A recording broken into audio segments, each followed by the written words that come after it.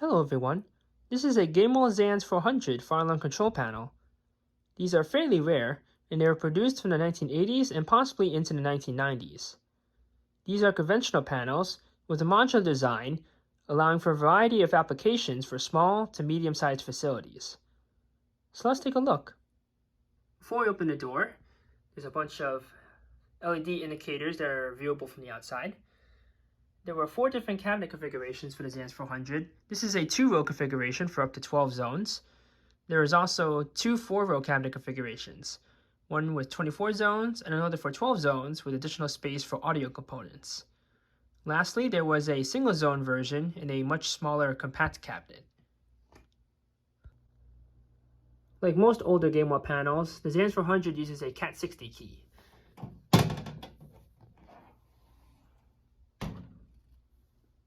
On the inside of the door, you have information about the main control module, the fuses, operator controls, and information about each of the LED indicators on the main control card. And down here, there's another label indicating the panel's model, some wiring and manual information, and other specifications which don't seem to have been written on. So here's what the inside of the Zans 400 looks like. So this large card over here, this is the common control card. This is the main motherboard for the system. Up here we have a couple of terminal blocks. These A terminals are for non-resettable auxiliary power. These B terminal blocks are for backup batteries. ACs from the transformer. These VB terminals are signal power for any signal cards on the system. And then these S terminals are for 4-wire smoke detectors. This is resettable auxiliary power. This large card right here, this is the power management module. It distributes power to all of the components on the system. It also supervises and charges the backup batteries. And that yellow LED there is for battery troubles. Got some optional meters that can be installed right there. And these 4 switches down here are the operator controls. So you have lamp test, reset, drill, and then trouble silence. There is no alarm silence on this panel, and we'll get to silencing alarms in a little bit. So on the bottom here is a long terminal block. These TR terminals are for our trouble input, CT1s for trouble relay, CAs for an alarm relay, ER is an earth ground reference. This D terminal is an alarm input for the auxiliary signal circuit, BL1 and BL2. This circuit's really only designed to hold one device on it. It only has 125 milliamps of power, and it was often used to hold one signal such as a water flow bell. These M terminals are for a master box. D1 and D2 are alarm inputs for the dual signal circuits. You get 2 signal circuits on the main board, and these can be wired as Class A or Class B.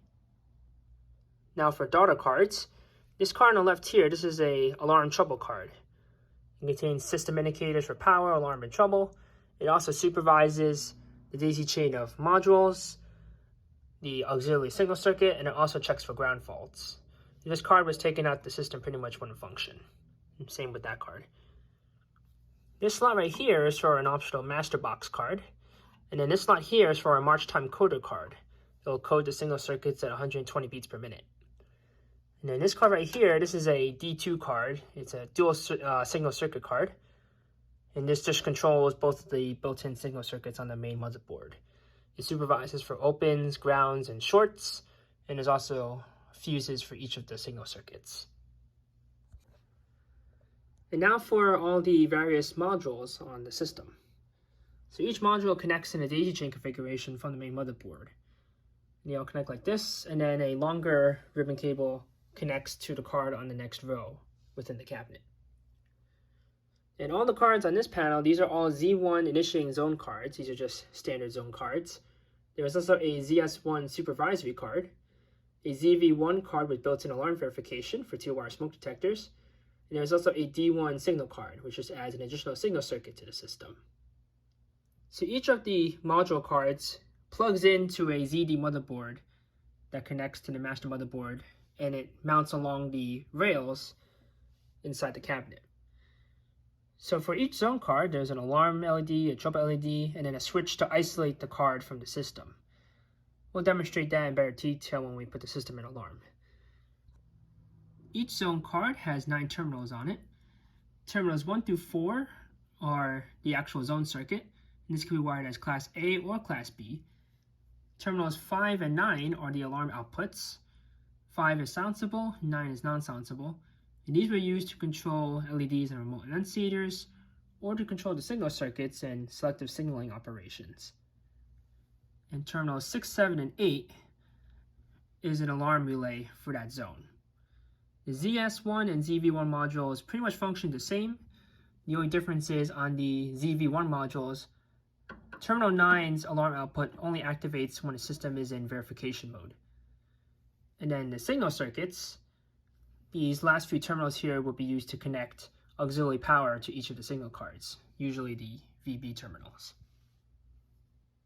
So that's pretty much it for the inside of the Zans 400. Let's power up the panel and connect some devices to it. Okay, so here's what's on the table. For initiating devices, we have a Gamewell Sentry pull station M46-29 and a Cerberus Powertronics DI4 ionization smoke detector.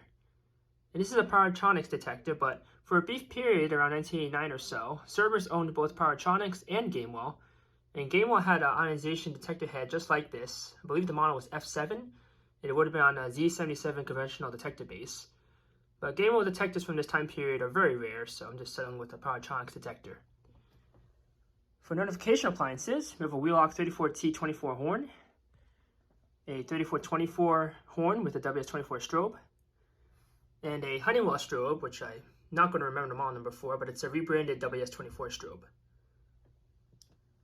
The panels can be on continuous since there's no march time card, so let's just get right to it.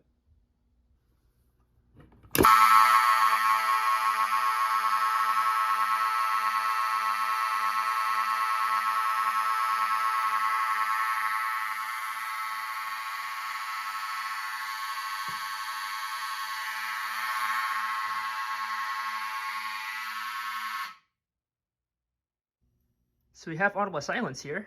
Both strobes on the horn strobe and then the Honeywell strobe are still flashing.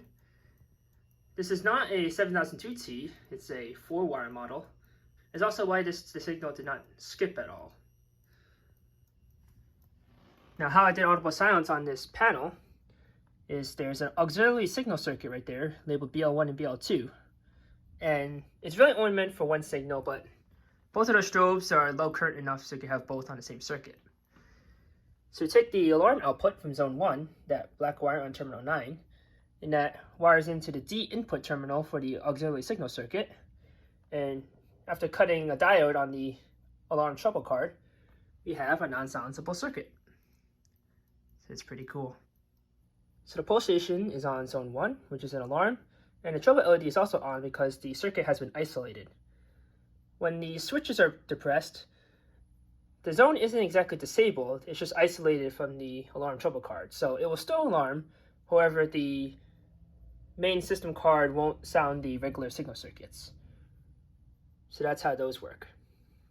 This was kind of an older way of silencing signals. Older Firelight panels, like the Miniscan 424, would also sound just like this by isolating the zone that's an alarm. Alright, now let's activate a subsequent alarm by activating the DI4 smoke detector.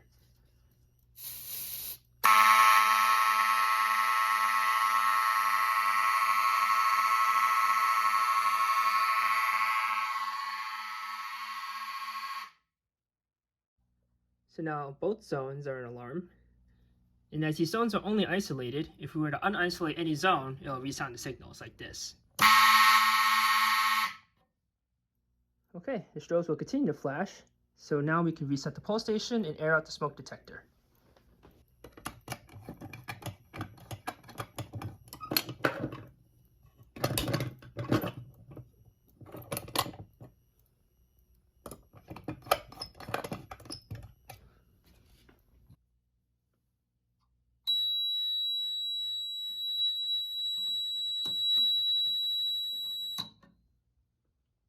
Right, we unisolate all the alarm zones and the system's back to normal. Surprisingly, both of these horns didn't sound too rough, even though this panel outputs full-wave rectified power. But we might as well give the panel a quick battery test anyways. So,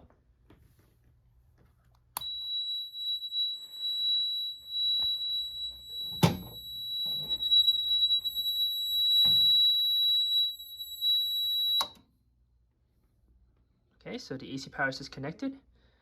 And I would use the drill button on the panel, but unfortunately, it does not work. So we'll just activate the pull station again.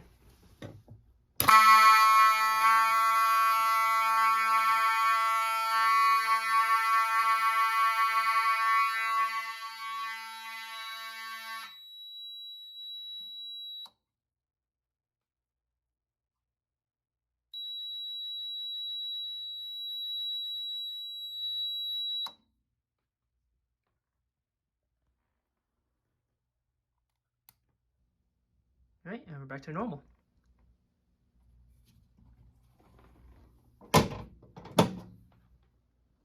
So this was the Gamewell Zans 400 conventional file and control panel. Gamewell will continue making parts for this panel throughout the 90s into the early 2000s. This panel, along with the Identiflex series, was presumably discontinued in the early 2000s when Gamewell was acquired by Honeywell. Like many other panels of its age, they are pretty hard to find, especially in complete working order. But if you do get your hands on one of these panels, these are very easy to work with, and their modular construction allows for a variety of functions and applications. In any case, if you have any more questions or comments on the Zans 400, feel free to post them below. But until next time, have a nice day.